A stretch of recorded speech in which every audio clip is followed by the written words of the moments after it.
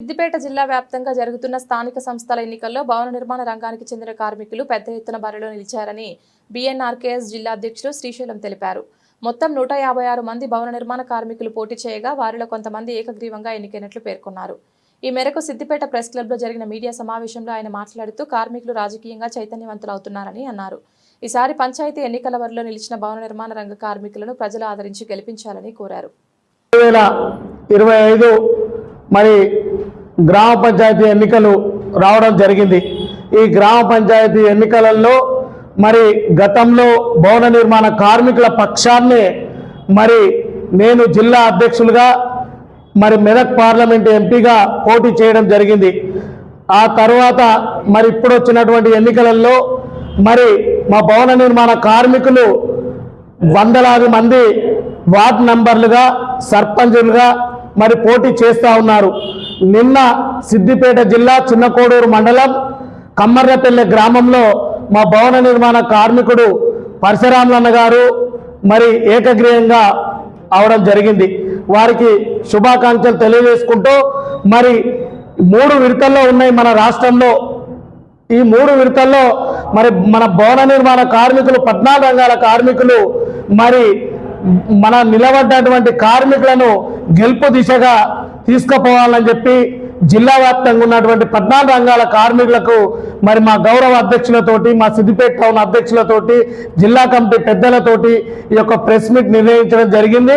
మరి వారందరూ గెలుపు దిశగా మన కార్మికుల ఓట్లు కార్యము సఫలం కావడానికి ఒక వింత ఉంది. ఇంతకన్నా ముందు మన సంటింగ్ కానీ సుతారి కానీ ఈ 14 రంగాల వర్గాల కార్మికులు ఎవరు కానీ అసంఘటితంగా ఉండే ఇప్పుడు ఏకటితం అయింది కాబట్టి ప్రతి వారు కూడా ప్రతి గ్రామంలో సర్పంచ్గా ఎంపీటీసీగా ప్రతి దానికి పోటీ చేసి వాళ్ళు గెలుపు దిశగా పోవాలి. ఇతరులు కూడా ఈ కార్మికులు ఎవరైతే ఓటు వేసే వాళ్ళు ఉన్నారో వాళ్ళు కూడా సహకరించి తోటి వారితో కూడా సహకరించుకొని గెలుపు దిశగా పోవాలని చెప్పి నేను కోరుకుంటున్నా. ఇది మంచి శుభ తరుణము. 14 రంగాల కార్మికులకు పేరు నమస్కారములు. మన పని చేస్తున్నాం కానీ మా ఇంట్లో పని మీద చేస్తున్నాం, పని రూపే ఆశిస్తున్నాం కాబట్టి మనకు వచ్చే హక్కులకు కూడా మన కార్మికులకు వచ్చే ప్రతి ఒక్కటి గవర్నమెంట్ నుంచి రావడానికి మనము పని చేస్తే వచ్చేది కాదు.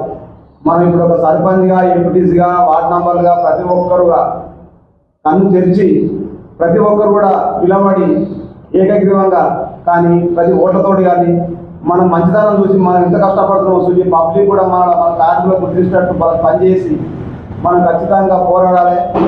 మనం ఎప్పటికైనా మన గవర్నమెంట్ కూడా మన కార్మికులపై ఇంకా వాళ్ళు కూడా ఎందుకు వస్తుర్రా అని వాళ్ళకు కూడా గవర్నమెంట్ కూడా తెలవాలి.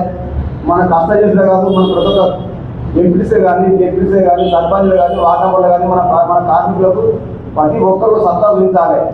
ఈ తరుణంలో మనం సర్పంచ్లకు కూడా కొంచెం చిన్నగా వెళ్తుండే రానున్న కాలంలో కూడా మన కార్మికులు ఐకత్యం ఉండి మన గవర్నమెంట్కు మన దృష్టికి